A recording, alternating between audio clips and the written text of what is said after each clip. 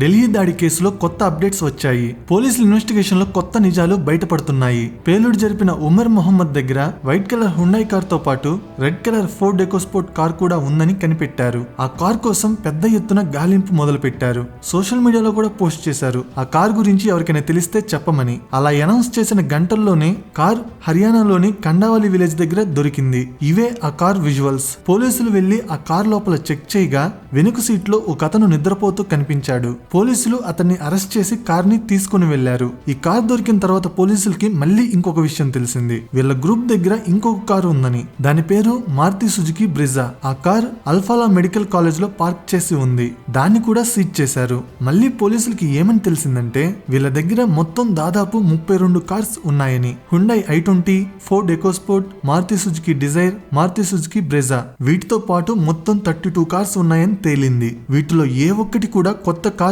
కాదు. అన్ని third, fourth లేదా ఫిఫ్త్ హ్యాండ్ కార్సే. పోలీసులు ట్రేస్ చేసినా దొరకని విధంగా యూజ్డ్ కార్స్ కొని పెట్టుకున్నారు. 32 కార్స్ అంటే మామూలు విషయం కాదు. ఒకసారి ఊహించుకోండి, ఒక కార్ బ్లాస్ట్ అయితేనే 13 మంది చనిపోయారు. 32 కార్స్ అంటే ఎంత మంది ప్రాణాలు పోతాయో. వీళ్ళ గ్రూప్ లో మొత్తం 8 మంది ఉన్నారు. బాంబులు పేల్చడానికి ఢిల్లీలోని చాలా లొకేషన్స్ ని సెలెక్ట్ చేసి పెట్టుకున్నారు. వాటిలో red fort, India gate, constitution club, railway station కూడా ఉన్నాయి. ఇద్దరిద్దరుగా విడిపోయి తమ దగ్గర ఉన్న కార్స్ లోపల బాంబ్స్ పెట్టుకుని ఢిల్లీలోని సెలెక్టెడ్ లొకేషన్స్ లో పేలుద్దామనుకున్నారు. వీళ్ళ దగ్గర గన్స్ కూడా దొరికాయి. అంటే 26/11 ముంబై కల్పుల తరహాలో గన్స్ తీసుకుని వెళ్లి కనిపించిన వాళ్ళని కనిపించినట్టు చంపుదామనుకున్నారు.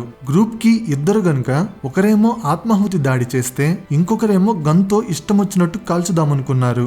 మీ అందరికీ తెలుసు ముంబైలో 26/11 ఎలా జరిగిందో. 2008లో నవంబర్ లో 26న 10 మంది ఉగ్రవాదులు పాకిస్తాన్ లోని కరాచీ నుంచి సముద్రం ద్వారా ఒక షిప్ లో ఇండియాకి బయలుదేరారు. దారిలో ఇండియాకి చెందిన చేపలు పట్టే షిప్ ని హైజాక్ చేసి షిప్ లో ఉన్న వాళ్ళని చంపి ఆ షిప్ ని ఉగ్రవాదులు నడుపుకొని ముంబై సముద్రం తీరం ద్వారా సిటీలోకి ఎంటర్ అయ్యారు. ఆ 10 మంది ఉగ్రవాదులు 4 రోజుల పాటు సిటీలో కనిపించిన వారిని కనిపించినట్టు కాల్చి చంపారు. ఆ కాల్పుల్లో దాదాపు 175 మంది చనిపోయారు. 300 మందికి గాయాలు అయ్యాయి. అదే తరహాలో ఢిల్లీలో కూడా చేద్దామనుకున్నారు.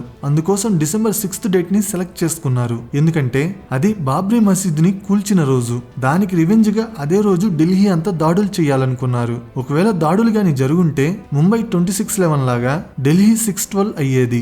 అలా జరగనివ్వకుండా పోలీసులు ఆపగలిగారు. అందరినీ దాదాపు అరెస్ట్ చేశారు.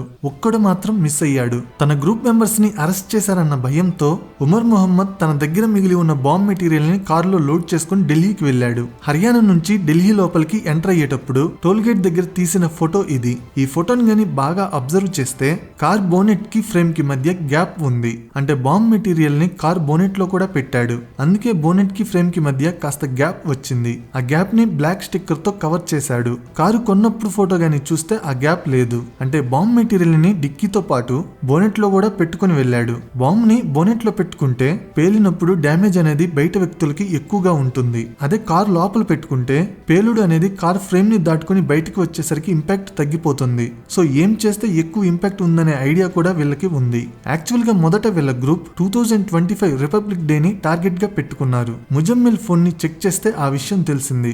జనవరి మంత్ లో ముజమ్మిల్ ఉమర్ కలిసి రెడ్ ఫోర్ట్ ని రక్కీ చేశారు. 10 రోజుల పాటు రెడ్ ఫోర్ట్ దగ్గర ఎలా బాంబ్ పేల్చాలి అనే దాని గురించి ప్లాన్ చేశారు. ముజమ్మిల్ ఫోన్ టవర్ లొకేషన్ జనవరి నెలది చెక్ చేయగా పోలీసులకి ఆ విషయం తెలిసింది. కానీ రిపబ్లిక్ డే అప్పుడు రెడ్ ఫోర్ట్ దగ్గర పోలీసుల గస్తీ ఎక్కువగా ఉండడం వల్ల ఈ ఇద్దరు ఉగ్రవాదులు తమ ప్లాన్ ని విరమించుకున్నారు.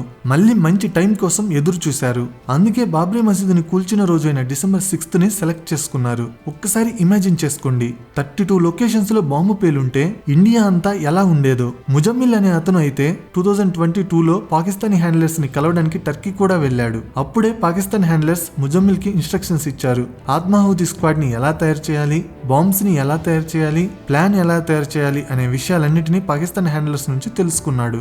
బాంబ్స్ ని తయారు చేయడానికి ఉపయోగించే 2900 kg రా మెటీరియల్ ని సేకరించడానికి వీళ్ళకి దాదాపు 2 సంవత్సరాలు పట్టింది. దక్కింది. ఈ 2 సంవత్సరాల్లో వ్యవసాయంలో ఉపయోగించే NPK ఫెర్టిలైజర్ ని 2000 కేజీలు సేకరించారు. బాంబ్స్ ని ఈ ఫెర్టిలైజర్ నుంచే తయారు చేస్తారు.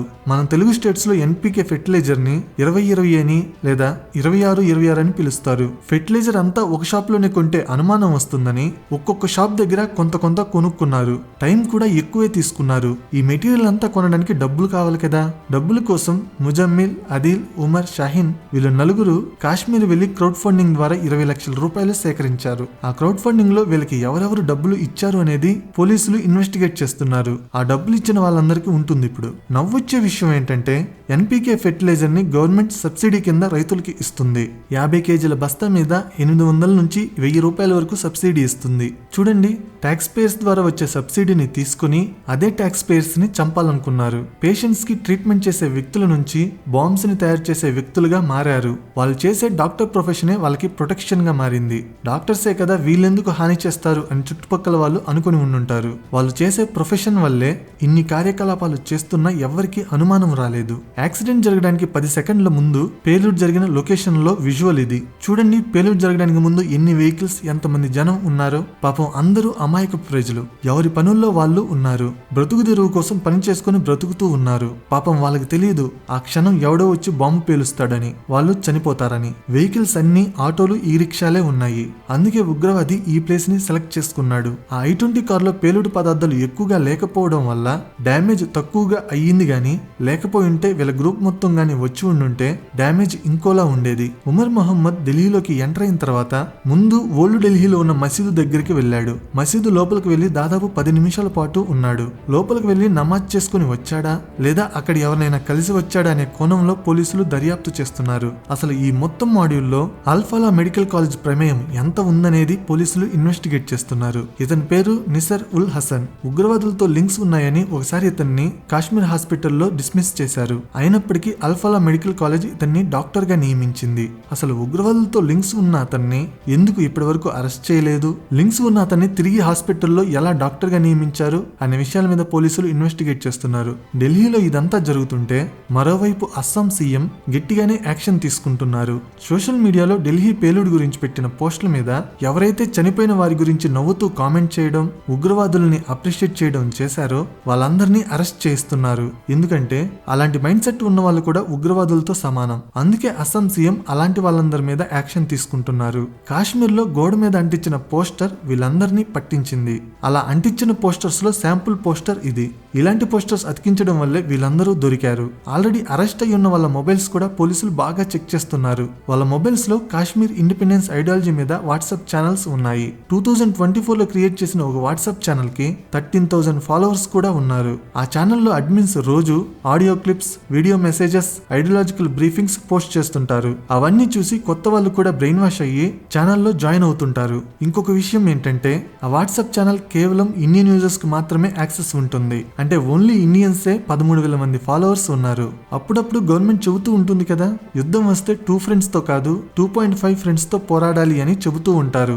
అంటే దాని అర్థం యుద్ధం వచ్చినప్పుడు పాకిస్తాన్, చైనా దేశాలతోనే కాదు ఇండియాలో ఉండే దేశ ద్రోహులతో కూడా పోరాడాలి అని. అందుకే యుద్ధం వచ్చినప్పుడు ఇండియా 2.5 ఫ్రెండ్స్ తో పోరాడాలి అని చెబుతూ ఉంటారు. పబ్లిక్ గా ఉండే వాట్సాప్ ఛానల్ కి అంతమంది ఫాలోవర్స్ ఉన్నారంటే బయటికి తెలియకుండా లోపల అదే మైండ్ సెట్ తో ఉన్న వాళ్ళు ఇంకెంతమంది ఉన్నారు. రాబోయే రోజుల్లో ఢిల్లీ దాడి నిందితుల నుంచి మరిన్ని నిజాలు తెలుస్తాయి.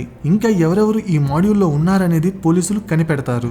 ఆపరేషన్ సింధూర్ అప్పుడే మోడీ అనౌన్స్ చేశారు, ఇంకోసారి ఇండియాలో ఎక్కడైనా ఉగ్రవాద దాడి జరిగితే అది భారత్ మీద యుద్ధం ప్రకటించినట్టుగా పరిగణిస్తాము అని. మరి ఇప్పుడు దాడి జరిగింది, అది కూడా ప్రధానమంత్రి ఇండియన్ ఫ్లాగ్ ని ఎగురవేసే దగ్గర జరిగింది. అంటే పాకిస్తాన్ వాళ్ళు ఇండైరెక్ట్ గా మోడీకి సిగ్నల్ ఇచ్చినట్టే. మరి మోడీ ఆపరేషన్ సింధూర్ అప్పుడు మాట ఇచ్చినట్టుగా దీన్ని యాక్ట్ ఆఫ్ వార్ కింద పరిగణలోకి తీసుకుని పాకిస్తాన్ మీద యాక్షన్ తీసుకుంటారా లేదా అనేది చూడాలి. ఒక చిన్న విషయం, ఇండియాలో స్టాక్ మార్కెట్ ఇప్పుడిప్పుడే పైకి వెళ్తుంది. ఇలాంటి టైంలో ఇన్వెస్ట్ చేస్తే మంచి ఫ్యూచర్ ఉంటుంది. స్టాక్ మార్కెట్ లో ఇన్వెస్ట్ చేయాలంటే ఒక డీమ్యాట్ అకౌంట్ కావాలి. నేను కింద డిస్క్రిప్షన్ లో ఇచ్చిన లింక్ తో అయితే మీరు ఫ్రీగా ఏంజల్ 1 డీమ్యాట్ అకౌంట్ ఓపెన్ చేసుకోవచ్చు.